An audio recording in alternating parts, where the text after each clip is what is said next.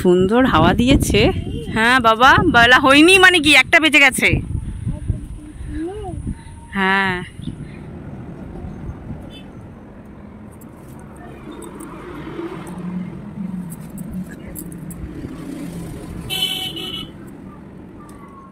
সুপ্রভাত সকলকে, একটা নতুন ছোট্ট মিনি ব্লগে সকলকে অনেক স্বাগত, অনেক ভালোবাসা।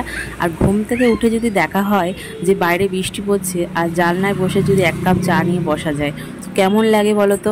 ভীষণ ভালো লাগে। যদিও এটা গল্প কথা, সবার পক্ষে এটা সম্ভব হয় না। কিছু কিছু মানুষ আছে যারা বাইরে সকালবেলা ঘুম থেকে উঠে কাজবাজ করে, কাজে যায়, তাদের একটু সমস্যা হয়ে যায়। ভোরবেলা উঠে দেখে যদি বৃষ্টি ভালো লাগার থেকে খারাপ লাগাটা অনেক অনেক ক্ষেত্রে বেশি। অনেকের আবার আছে যে দেখো বৃষ্টি না হলে আবার নয়, কিন্তু চাষবাসের অবস্থা খুবই খারাপ। তারপরে যদি এই বৃষ্টি বাদলা ঠিকভাবে না হয়, তাতে চাষবাস অসুবিধা হলে জিনিসের দাম অটোমেটিক বাড়বে। তো আমাদের বাড়ির সামনেটা দেখতে পাচ্ছ এইরকম, সকালবেলা উঠে একটু এত ভালো লেগেছে যে ভিডিও শ্যুট করতে আমি আর নিজেকে আর সামলাতে পারলাম না, ওর জন্য করলাম। আর সাথে বাড়ির সামনেটা দেখতেই পাচ্ছ, হয়তো কদিনের মধ্যেই এটা পরিবর্তন হয়ে যাবে, কারণ ব্যাটারাগুলো খুলে দিতে হবে। পাশের বাড়িতে সবসময় ঠক ঠক ঠক ঠক ঠক ঠক আওয়াজ হচ্ছে, কারণ ওরা নিজস্বভাবে নিজেদের মতন ভেঙে চুরে নিচ্ছে। কারণ সরকার থেকে এসে কীভাবে কী ভাঙবে সেটা তো জানা নেই। তো আমাদের বাড়ির সামনে দেখো নিম গাছটাও প্রচণ্ড বড় হয়ে গেছে, ভাবছি কেটে দেবো। আর এখানে গাছপালা প্রায় কাটাই পড়বো। আমরা গাছ কাটি না কাটি, যে কটা গাছ আমাদের দরকার সেটা আমরা নিয়ে নেব, মানে ছাদে লাগাবো বা কোনো টবে লাগাবো। আর বাদ বাকি সরকার থেকে এসে যখন যা কেটে দেবে দিক, সমস্যা নেই। আর কারি পাতা গাছটা খুবই প্রিয়, তার জন্য কারি পাতা গাছটা গতকালই আমি একটা সুন্দর জলের যে ড্রাম হয় সেই ড্রাম কাটা ছিল, জলের ওর মধ্যে মাটিও ছিল, জল দিয়ে সুন্দর করে আমি ওটা বসিয়ে দিয়েছি। আর আজকে দেখতেই পাচ্ছ ওয়েদারটা ভীষণই ভালো। আর বরমাসে এনেছে আজ একটু মাংস, পুঁই শাক, আর সাথে এনেছে কলমি শাক। সবকটা শাকই খুবইভাবে ফ্রেশ, কদিন ধরে খুবভাবে বলছে পুঁই শাক। তো পুঁই শাক পেয়েছে, না এনে পারলো না, কিন্তু নেই কুমড়ো। তো কুমড়ো ছাড়াই করব, মাছের মাথা দিয়ে হবে। আর এই কলমি শাকটা রেখে দেবো, আর মাংস হবে। মাংস কদিন ধরে খাওয়া হয়নি, অনেকদিন। তো ভালো একটু মাংস করি, আর এদিকে পুঁই শাকটা করবো। আর আমাদের এখন দেখাবো তোমাদেরকে, এটা আমাদের বাড়ির সামনে যে মাঠ আছে, মাঠের জায়গাটা এটা। সুন্দর হাওয়া দিয়েছে, তাই না? আজকে দেখ গাছ পাতা মানে সবুজে সবুজ হয়ে রয়েছে। আমরা কিন্তু ওই রকম পাক দিয়ে বাড়ি চলে যাবো, কিন্তু আমি কিন্তু আর থাকবো না, অনেক বেলা হয়ে গেছে। হ্যাঁ বাবা, বেলা হয়নি মানে কি, একটা বেজে গেছে।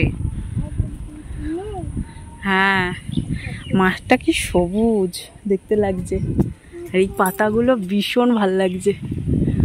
সূর্যি মামাকে দেখুন।